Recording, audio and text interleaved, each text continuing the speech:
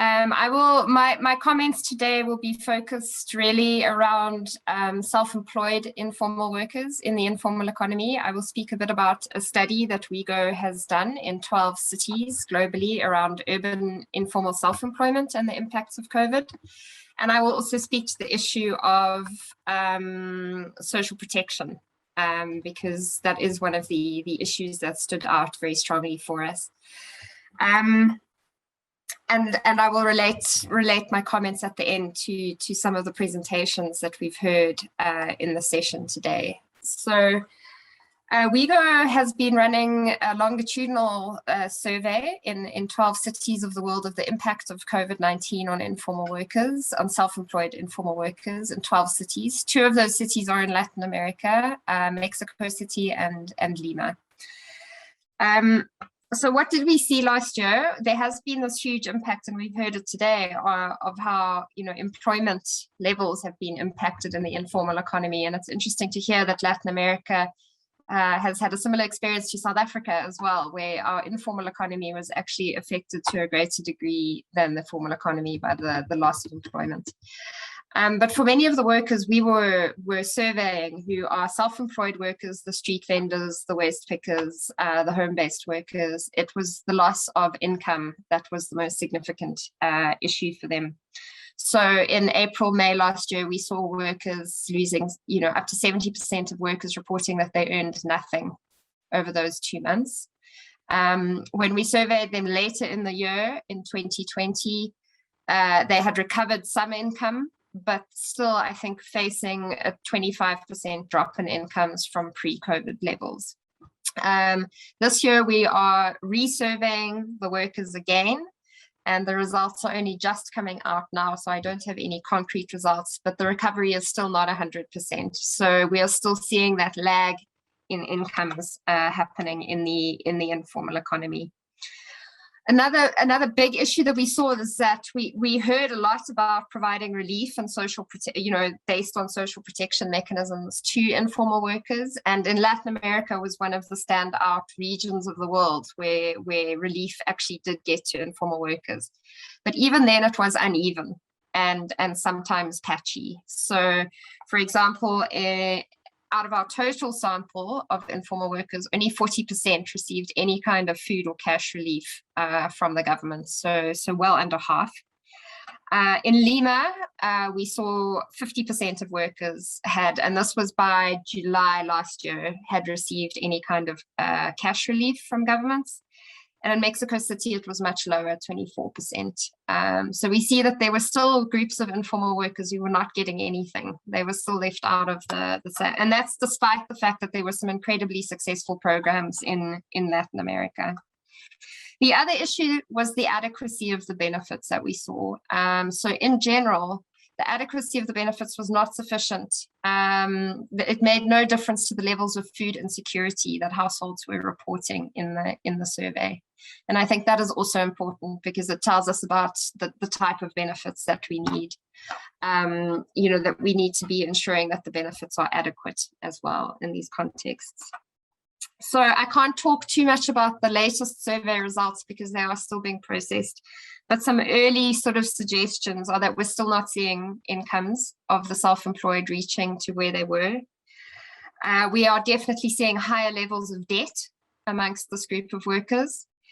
They have drawn down their savings and they have not recovered those savings. So they are going into the so-called recovery in a far worse economic position than when they started.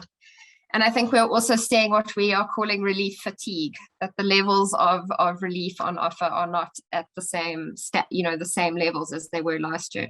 In some cases, though, we are seeing more workers have received relief. And I think Lima is one example where we've actually seen that the cash grants, in particular the bonos, have actually got to more workers. So that's good news that over time, more and more workers have been able to benefit. We're still analyzing the data to try and find out what the impact on those workers has been. But I think the big message is the fact that informal workers are going into this recovery in a worse economic position. They're struggling to get back onto their feet, and the policy environment is not necessarily supportive enough. So I suppose those are the headlines from our work. And just in terms of social protection, to take it back to that, because it's, social protection is it's not the whole answer, but it is part of the answer to how we can prevent this happening again to the informal workforce, right?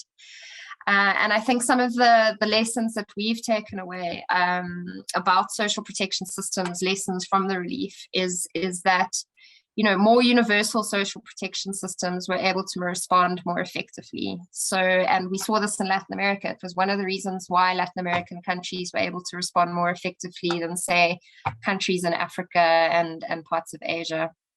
So systems that cover more of the population across the life cycle.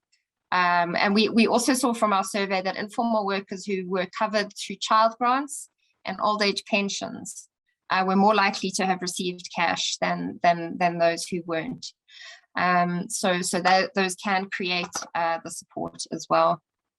I think, we heard from Mario about the importance of the contributory systems in countries, and I think that it's important to reiterate that informal workers, it's not just about the non-contributory system. We have to think about how we bring, how the contributory system helps to create a comprehensive social security system that can incorporate informal workers.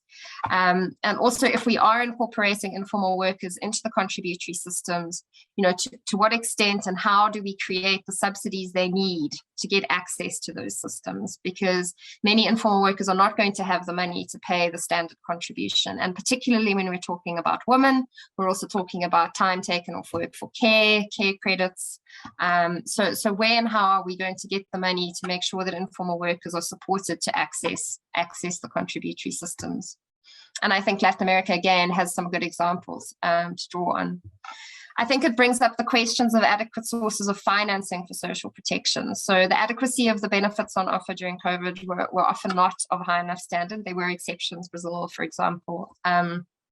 But this question going forward, and to prevent this kind of relief, if we're going to institutionalize these benefits going forward, financing is one of the big questions. And I think obviously, provision through the state is important, but I think for informal workers and the self-employed as well, we might need to start getting more creative about how we think about leveraging alternative economic relationships beyond the employer-employee relationship to finance social protection benefits. In parts of the world, we're hearing about home workers, for example, in subcontracted global supply chains, mobilizing to insist that corporations based in the global north are financing social protection benefits for them, even though they're in different countries. We have waste pickers in Brazil, catadores in Brazil, who have managed to get additional benefits from COVID through extended producer responsibility legislation from industry, from the industries for whom they recycle waste. And I think that there are movements, the global movement of waste pickers are starting to think about, well, isn't this a way we could start to ask for financing for social protection? So I think that these sectoral relationships could be important for us to think of in the financing. Another thing we learned about is the how of social protection is important. How we design these schemes and how programs are implemented makes a big difference as to who is reached. We've heard a lot about technology. And I think one of the big things that came out of COVID was the digital use of digital tools to reach people with grants and applications.